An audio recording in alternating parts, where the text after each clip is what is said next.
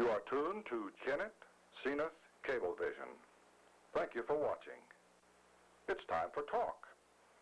Each evening at this time, Monday through Friday, Rosemary interviews local personalities and others who bring items of interest to this community. Time for Talk is a community betterment service. Tonight, Rosemary takes us by means of portable camera out of our studios and maybe into your neighborhood. And now, it's time for Talk.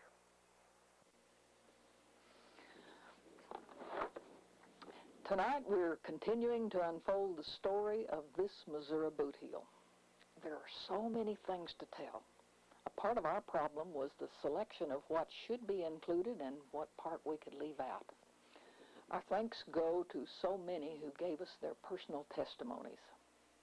Also to the Missouri Historical Society, to PBS, and to the many history sources we consulted.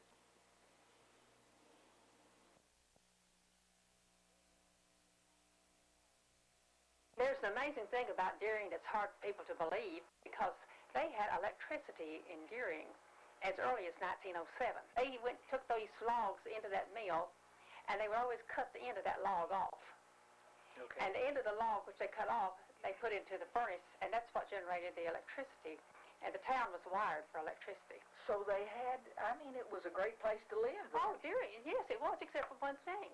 What? You could only get out on the railroad track. There was no roads leading into it.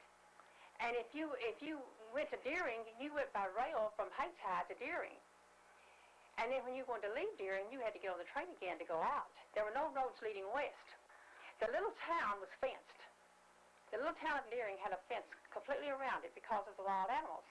There was bobcats and panthers and all other kind of wild animals out there. So they fenced the town, and they put a gate over here by the Methodist church there on the east side of town. And the gate would open at 6 o'clock in the morning and close at 6 o'clock at night. So the people were fenced in? They were fenced in, yes.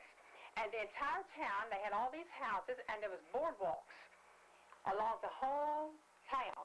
So when you got to go from one person's house to the other, you had the boardwalk to walk on. Otherwise, you'd been probably walking in mud, especially when what we call the monsoon season comes in down here in this gumbo. They had a doctor. They had 4 different doctors at different times, Dr. Farnsworth and others over there. They had a hotel over there. Would the lumber company see that these people that they had a doctor? Well, sure they did, because, see, you went to the main building to get your pay. And each month, there was $1 taken out of every single man's paycheck. And that paid for his doctor bill. Whatever doctor bill he would have during the year, that dollar per month covered it. Did the men have their families there, or was it just men? The ones that were married, oh yes, they all lived there. And the ones that were married, they had $5 per month taken out of their paycheck. And that covered every medical expense that you could have except for the baby. And if there was a new baby born, well, then that family had to pay $10 for the new baby. And so you see, you know who underwrote that. Wisconsin Lumber Company did. Now, how many people? You were going to talk to me about We're talking about now that I am saying that to begin with, they had about 100 population over there, and it grew almost to 300. Because the fuel building is still standing over at Deering. It's the brick building that you will find over there just south of the service station. Okay, now was that built in... That was built in 1903, 1907, when they first came in there. Okay. All right, they also have some other original buildings over there. The Methodist Church building is original. It's been there all this time. It served as their schoolhouse to start with. And then after the school, so people kept moving in, and it got bigger and bigger, so then they separated the two. And then the other building is their amusement hall, they called it. They had this great big place where they could go play. They could play pool, they could go... From that time, it has steeply declined. What was once a bustling trade center was slowly being deserted by merchants. As the timber was gone, they thought the value was over with. This was worthless land. Worthless land. People That's said right. Had all these stumps, wouldn't be worth a dime. They called them stumpies. And as soon as they got through with it, they were willing to give the stuff to you. Okay, you mean the lumber company? I mean the lumber companies were willing to do that. Now, are you actually saying give to Yes, you? sir. They'd deed the land to you if you just take it and pay the taxes up. The first timber that was cut, they cut out of boats, the biggest end of them. You go out here and see these cypress stumps, I don't know where you got pictures of them. Some people do. You look, notice it up there about 8 foot up. You see where the stump was cut off. Well, the reason it cut off that high up was because that's where they cut it out of the boat. And when Wisconsin Lumber Company decided to sell it, they put out a brochure called Come to the Hill of Missouri. Come to the Hill of Missouri, where diversified farming pays big. Low-price land and all of the things. Mild winters, healthful climate, nearby markets, good schools, and 17 years to pay. And the second sheet, fertile farms at reasonable prices. With a lot of various things done. For instance, I've been told that out at the Bragg City area, they built a hotel and paved a street out there from the railroad to the hotel. And they'd bring people in, like you've heard of people coming in to sell property in other parts of the country. Well, they bring people in from Illinois and... You mean like selling swampland in Florida? Yeah, similar to that. And this not maybe, I don't know, maybe they should. They at least showed it to them. They bring them out there and put them on the train here at Kennett and take the Kennett and Southwestern, take them out to Bragg City, let them off there. They'd be met there and taken to the hotel. There was a big hotel in Bragg City. Hotel there in Bragg City. Bragg City Hotel over there, and that's where I lived. And You lived in the hotel? they had Was it expensive? no, it wasn't expensive at all, and it was a good place to live. All the school teachers stayed there, and that's where I met my wife. And these people take them out there, and they did this in the summertime, Rosemary. And the reason they did it in the summertime, they planted corn in all this land that had been cleared, so it'd hide the stumps. So they'd take a man out there and show him that land, and he couldn't see all those stumps out there, which is was quite a few. Let's put it that way.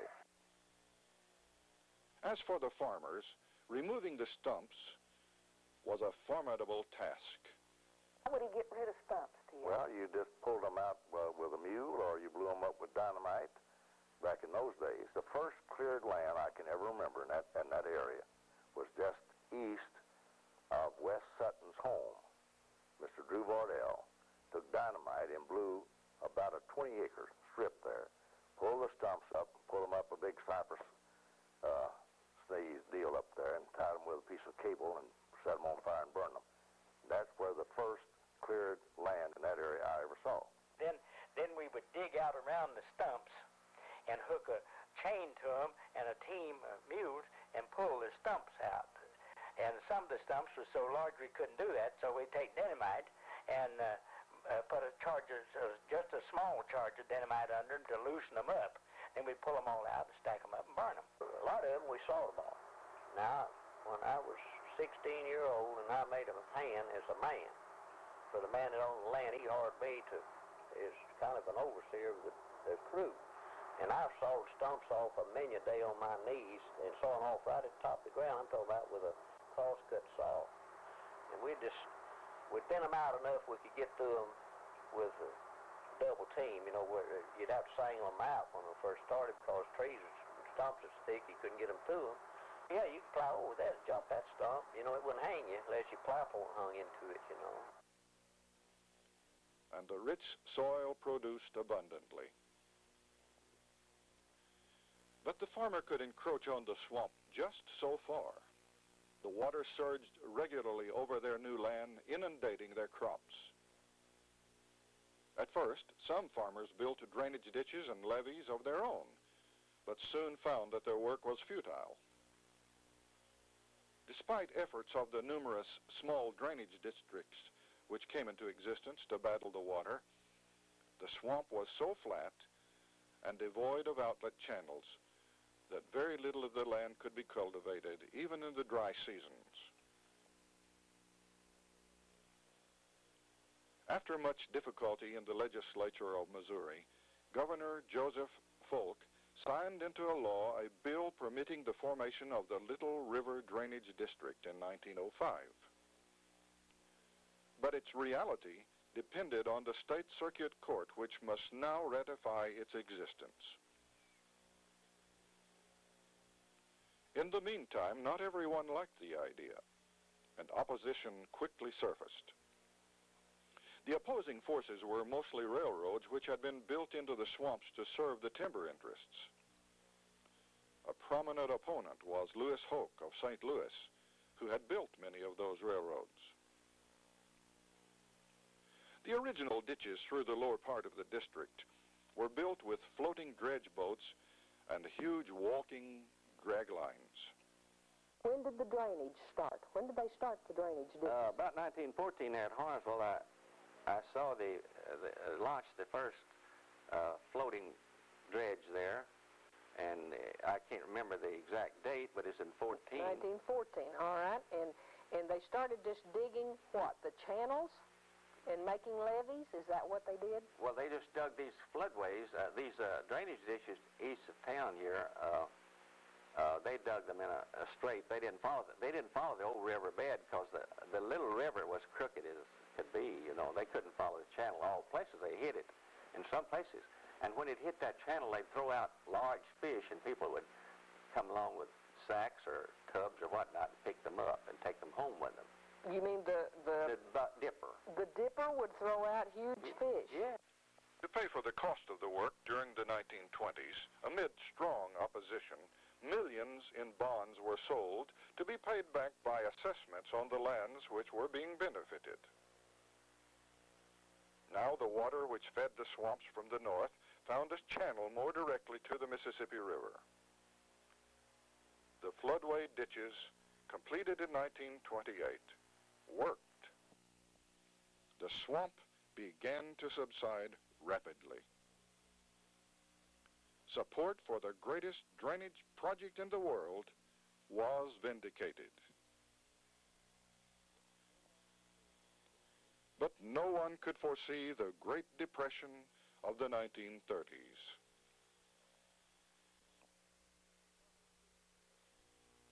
Farmers couldn't pay their taxes, and the drainage district defaulted on the payment of $8 million. Desperate, the district reduced the amount of the unpaid taxes by as much as 20% and canceled all penalties.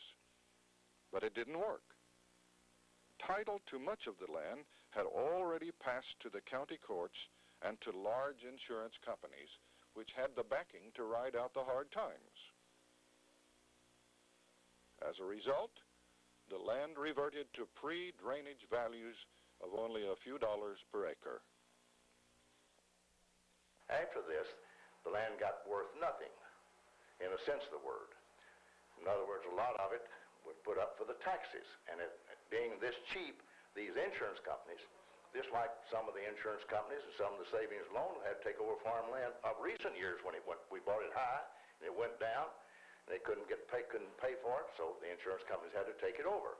And that's where the insurance companies got all the land that they owned in southeast Missouri, northeast Arkansas, Mississippi, Tennessee, all that come about because of indebtedness on it, and the indebtedness was more than what the land was worth.